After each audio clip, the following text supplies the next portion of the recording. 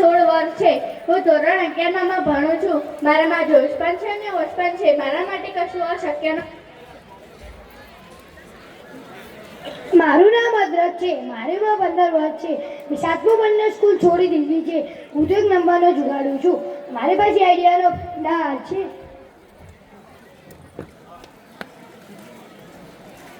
મારું નામ તારા છે. મારી ઉંમર 12 વર્ષ છે. હું ધોરણ 7માં ભણું છું. હું માહિતીનું હાલતું ચાલતું પુસ્તક છું. હું ક્યારેય જૂઠું બોલતી નથી.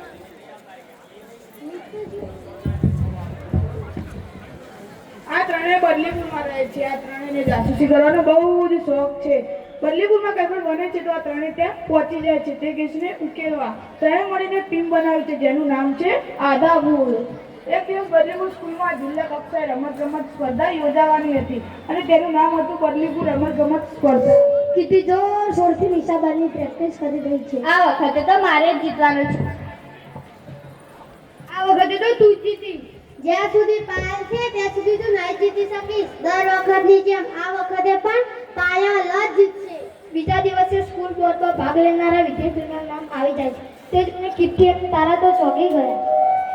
અરે આમાં તો પાયલનું નામ જ નથી. અને પાયલના ભાઈ અભયનું પણ નામ નથી. અભય તો ચિત્તાની ઝડપે દોડે છે અને પાયલની નજર તો ચિત્તાથી પણ તેજ છે. તો આ બંને ભાઈ બહેન સ્પર્ધામાં ભાગ શા માટે નથી લઈ રહ્યા?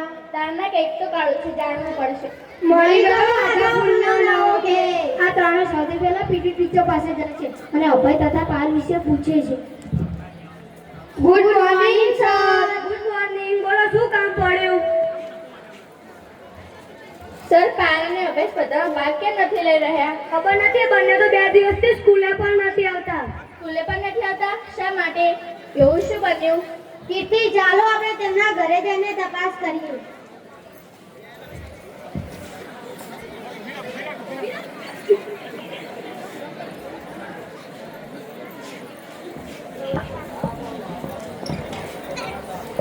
આંટી, પાયલ અને અભયને મળવું છે. એ ડબલાર માટે 2 દિવસથી સ્કૂલે પણ નથી જતા. તમે અહીં? બદલીપુરના ચિત્તા ઘરમાં છુપાયા છે તો કોઈકે જોવા તો આવવું જ પડશે ને. તમે બંને સ્પર્ધામાં ભાગ કેમ નથી લઈ રહ્યા? સ્પર્ધામાં તો કાળી પડી જાય. ટીવી અને જાહેરાતોમાં બધા કેવા ગોરા દેખાય છે. મારે પણ તેના જેવા ગોરા દેખાવશે એટલે હું તો ભાગ નહીં લઉં. લે આ લેપ લગાવી લે, ગોરી બની જઈશ. જેમ કે જાહેરાતોમાં બતાવે છે તો જિંદગીમાં ક્યારેય સફળ ન થઈ શકે. ના સમીરા કપૂર જેવી સેલિબ્રિટી જેવી બની જઈશ. અને અભય તું? મમ્મી જોડે જીત કરીને પૈસા લીધા વાળ સેટ કરવા. બધા પૈસા પાણીમાં જશે. હીરો જેવો દેખાઈશ નહીં તો મારી સાથે દોસ્તી કોણ કરશે? ટીવીમાં પણ એવું જ આવે છે. અને જો હું દોડું તો પરસેવો થશે અને મારા વાળ પણ ખરાબ થઈ જશે. એટલા માટે જ અમે બંને સ્પર્ધામાં ભાગ પણ નથી લઈ રહ્યા અને સ્કૂલે પણ નથી આવતા. પરંતુ પાયલ અને અભય તમે જેવા દેખાવા ઈચ્છો છો તે જ આદર્શરૂપ છે. તે સમજ આપણને સમાજ પાસેથી જ મળે છે. પણ કાળી પડી ગઈ તો કોઈ પસંદ પણ નહીં કરે. જો તમે ટીવી અને જાહેરાતોના પ્રભાવમાં આવીને પોતાના રંગ, રૂપ અને શરીર પર ધ્યાન આપતા રહેશે તમે ક્યારેય સફળ નહીં થઈ શકો. આપણે લોકોને તેમના ગુણોના કારણે પસંદ કરીએ નહીં કે રંગરૂપ કે દેખાવના કારણે. કહો, તમારા ફેવરેટ પિક્ચર કોણ છે? રોશની મેમ. શા માટે છે ફેવરેટ? કેમ કે તે મારું ખૂબ જ સારું ધ્યાન રાખે છે. અને તે મજાક પણ કરે છે. તો તેનો અર્થ એ થયો કે તમે રોશની મેમને તેમના રંગરૂપથી નહીં પણ તેમના લક્ષણોથી પસંદ કરો છો, રાઈટ ને? તો પછી વાળની ચિંતા શા માટે? અને લોકો કહે છે તેવું વિચારને ખુદને શા માટે પરેશાન કરો છો? અભય અને પાયલ આ વાત સાંભળીને સ્મિત કરે છે. તેમના આધાપૂર્ણિમાં સમજાઈ જાય છે. તમે બધા સાચું કહો છો. આપણે આપણા રંગરૂપ પર સમય, પૈસા અને ખુશી ન ગુમાવવી જોઈએ. જેને લોકો આદર્શરૂપ કહીને પ્રચારિત કરે છે તેવા દેખાવા માટે દબાણમાં ના જ જવું જોઈએ. હવે કહીને મુદ્દાની વાત. બીજા દિવસે અભય વાળની ચિંતા કરે એના ચિત્તાની જેમ ભાગે છે ને બધાને પાછા રાખી દે છે. પાયલનો નિશાન પર સચો લાગે છે. બંને ભાઈ બહેન પ્રથમ આવે છે. તેમને બધા લોકો તાળીઓથી વધાવે છે.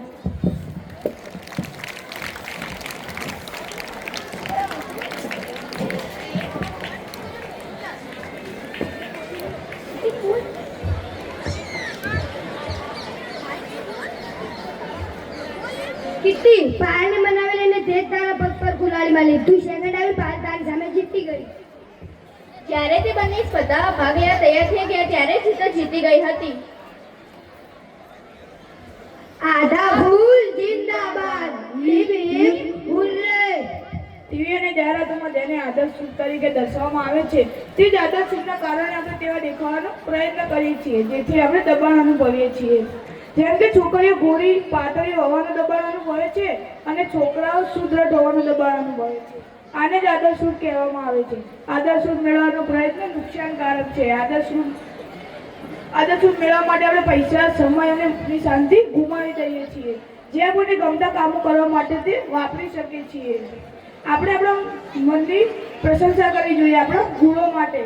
આપણે લોકોને તેમના ગુણો માટે પસંદ કરીએ છીએ, નહીં કે તેમના રંગરૂપ એટલે કે લુક્સ માટે. આત્મવિશ્વાસ સાદા ભૂલ.